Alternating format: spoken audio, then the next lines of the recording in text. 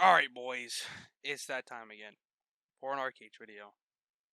Quick disclaimer though, if you are going to this video iffy about Archeage Unchained, please just go ahead and buy it. I think you will have fun. Don't let this video be a, hey, this issue just came up and I'm not going to play it. Don't do that. Just play the game if you really think you're going to have fun. Alright, disclaimer over. Now, a lot of people are going to yell, pay to win was the issue. People could pay for power. They are stupid, big, dumb. I hate whales. Now, I don't think that was not an issue. I think it was definitely an issue. But I don't think it was the biggest issue in Archeage. I think the biggest issue in Archeage was actually the gear. I think the gear scaled way too hard, and people who did buy gold or whatever to buy better gear, you could feel that. You could definitely feel it, and you shouldn't be able to. In a good, well-designed game, the gear shouldn't be the most determining factor of who wins a fight. It should be the player, how they play it, who is better skilled, who's played longer, know their class more, etc., etc. I'm going to go over a few other games that actually have ability to pay for power, yet not many people complain about it.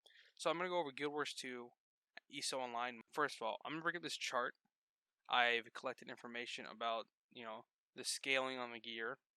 This is just including grade, not like sets of gear, etc., etc., because that's almost impossible to actually measure. And maybe in Archeage it's not, but in some of these games it is. So in Elder Scrolls Online, I already labeled which one's the easiest to obtain in my experience from playing the game. Elder Scrolls Online, Epic was the easiest to obtain by far, because in higher level dungeons, like max level dungeons, gear dropped at Epic. So you basically got a baseline Epic. Also, Legendary was extremely easy to get. Like maybe 20k gold per piece, even lower if you wanted to risk it. Most people didn't, they just went for the guaranteed upgrade.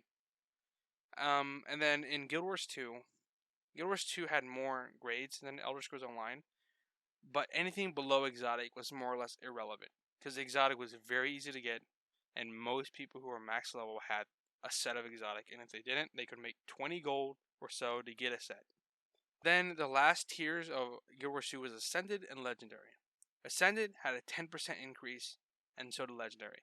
And Legendary was above Ascended, however, you didn't get any pure stats. You got the ability to change your keyword, which controlled which stats you had on your weapon or gear or whatever, on the fly. And it looked really fucking badass. So you got a cosmetic that had a lot of utility, basically. And it took a very, very long time to get a legendary if you got one from scratch and didn't just buy one from the market like I did. That was the big seller of it. Like, it was an achievement to get a legendary. And that's how I feel like most high-end gear should be. It should be an achievement rather than a stat stick. But that's obviously my opinion, and you don't have to agree with it. Alright, I'm going to scroll down now, and you're going to see Archeage's chart. Grand to unique, 5% increase. Go up to 25% bonus from base. Pretty self-explanatory. Nothing really wrong with this. Maybe should be scaling up a little bit more, but it's not that bad. Celestial, you get a 10% bonus. Okay, you're sitting at a healthy 135% bonus. Great. This is when it starts to get a little fucky. Divine gives you a 15% bonus. Okay, that's a little high considering your bonus is only really 35%. But okay. Epic, 165%. Okay, so now you're nearly double the bonus from Celestial. You're at 65% bonus. Legendary, 180%. You get another 15% bonus. Now you're more than double. This is where it starts to get a little absurd. So obviously most people didn't go past Legendary back when you had to RNG roll it. Because why would you risk a Legendary for a very small chance of getting a Mythic?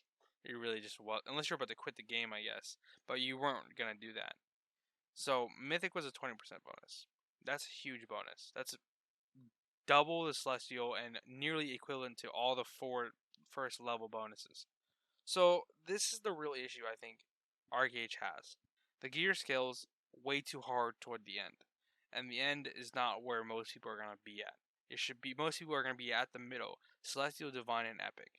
This is where gear should have the most significance, like you getting to this level. Then you're a competitive. Excuse me, by the way. So, how would I fix this? I don't actually know how I would fix it, but maybe just reverse. Make it so that 65% of the bonus is in the first 6 levels, or 6 or 7 levels, and then the maybe 20% is at the end. Maybe even less, actually. If you're just talking about Legendary and Mythic, they probably should have a combined bonus of maybe 10%, 5% per level.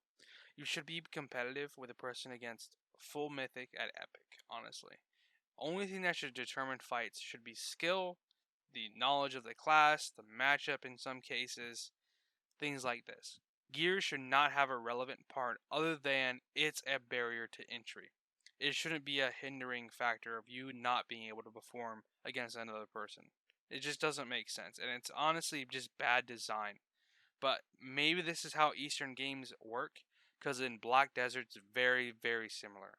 And with the never-ending leveling up in Black Desert, you always have to keep playing the game like it's a fucking job. And it's just not fun. When things are grueling work like that and you just can't have just normal plain fun, the game's not a game at that point, it's a fucking job.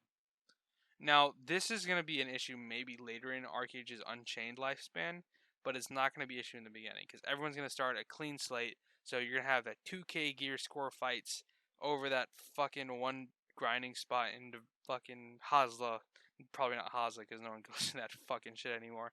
But over that one spot in Diamond Shores, and it's going to be fucking a blast. It's going to be fun. We're going to start fucking faction wars everywhere in fucking whatever the world's called because I don't know the name of the world, but it's gonna be fun. It's gonna be a blast. But um, these are obviously all my opinions. I could be wrong.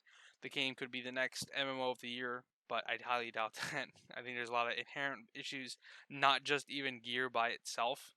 But I think gear is one of the biggest issues since the game is a PvP game and you don't really have a choice in the matter if you're gonna get ganked or not. So being able to fight back is always fun. Just in gear being a hindrance is not fun. So if you agreed with me, tell me why you agreed. If you disagreed and think I'm big stupid, tell me why that too. I don't care. But I'll talk to you guys later with my next video.